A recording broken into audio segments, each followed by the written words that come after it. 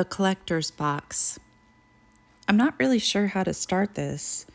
I guess I just want someone to know what happened, because if I disappear or worse, I want the world to remember this story, even if no one believes it. I used to work for an estate liquidation company. You know, the people who come in and clear out houses when someone dies. Most of the time it's boring. You pack up furniture, sift through junk, maybe find something mildly interesting like a vintage radio or old coins. But last fall, I cleared out the wrong house and I brought home the wrong box. The job came in from an old lawyer's office. A man named Ellis Ward had died alone in his home. No family, no next of kin, and a will that basically said burn everything. The house was outside of town, nestled on the edge of the woods, the kind of place you'd missed if you weren't looking for it. I drove out there with my coworker Mike, but he bailed halfway through the first day, said the place gave him a headache, said the air felt too still. He wasn't wrong. From the moment I stepped inside, I felt like I was being watched. Not by a person, though. Something older. Something cold. The house was filled with odd things. Rows of dusty books, old dolls with cracked porcelain faces, antique clocks that no longer ticked, and bones. Yes, bones. Small ones. Arranged neatly in boxes, labeled in handwriting that made my skin crawl. Vole, sparrow, infant molar. But the strangest thing I found was something in the attic, a box behind a false wall. It was no bigger than a shoebox, carved from some old dark wood I couldn't identify. There were symbols burned into the lid, nothing I recognized, and when I touched it, I swear the box was warm. Not like it had been in the sun, but like it was alive. There was no key, but it had a latch, and I should have never opened it. Inside was a bundle of strange items, a feather blacker than night, a tiny doll wrapped in cloth and string, a small jar filled with cloudy liquid, and a tooth floating inside it. At the bottom was a scrap of paper folded into tight squares. I unfolded it. There was just one word: remember. I laughed nervously. Thought maybe it was some kind of like an art project or a collector's weird stash. I took the box home thinking it might be worth something, maybe sell it online, maybe display it, conversation piece. That night was the last peaceful sleep I ever had. The first incident happened around 3:13 a.m. I woke up suddenly, heart pounding. I couldn't breathe. The air felt thick, heavy, like something was pressing down on my chest. And then I heard it. A whisper right next to my ear. Do you remember me? I jumped up, turned on the light. Nothing there. The room was empty.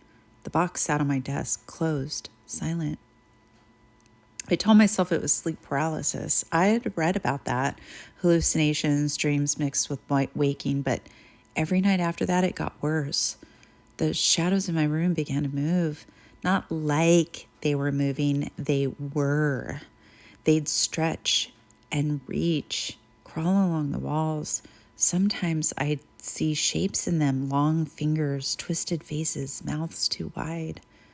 I started hearing footsteps in my hallway, but I live alone. And the box, it started opening on its own.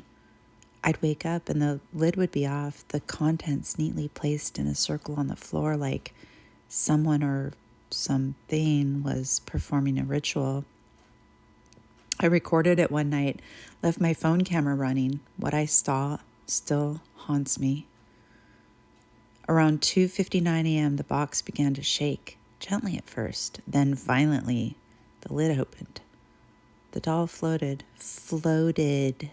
out of the box, slowly, as if pulled by invisible strings. And then a figure appeared, just barely visible, like heat distortion in the shape of a person. It walked in a slow circle around the items, whispering. I couldn't hear the words, but I could feel them in my bones. I showed the footage to a friend who works in paranormal research. I didn't tell her anything, just showed her the video. She went pale. Then she said something I'll never forget. You didn't open the box, did you? When I nodded, she shook her head and said, it's not a collector's box, it's a prison. A prison? Made to trap spirits. And by opening it, I had freed whatever was inside. From then on, things escalated. Every mirror in my house shattered. I found words scratched into the walls in languages I don't speak. Animals wouldn't come near me. Dogs barked. Birds flew into windows trying to get away. And the voice that whispered that night grew louder. It would call my name, sometimes softly, sometimes screaming. I tried to burn the box. It didn't burn. I tried to bury it, but every time I did, it returned on my doorstep, in my bed, in the passenger seat of my car, like it was tethered to me, or I was tethered to it. My friend gave me a name, someone who might know me how to deal with it, an old woman named Sister Morrow. She lived in a town 3 states away, didn't use a phone, didn't have an address, but people found her when they needed her, so I went looking. I found her at a crumbling church surrounded by crows. She didn't ask why I was there. She just said, "You opened it." I nodded. She said, "Then you already know. The box wasn't meant to keep the spirit out. It was meant to keep it in." Ellis Ward was the last one to hold it. He gave it blood, names, and in return, it gave him time. Time? Borrowed years, she said, but the spirit grew stronger, and when he died, it looked for someone new. Me. Sister Morrow said I had 2 choices. Feed the box, keep it satisfied, give it offerings, hair, blood, pain. It would spare me for a time. Or send it back. How? I asked.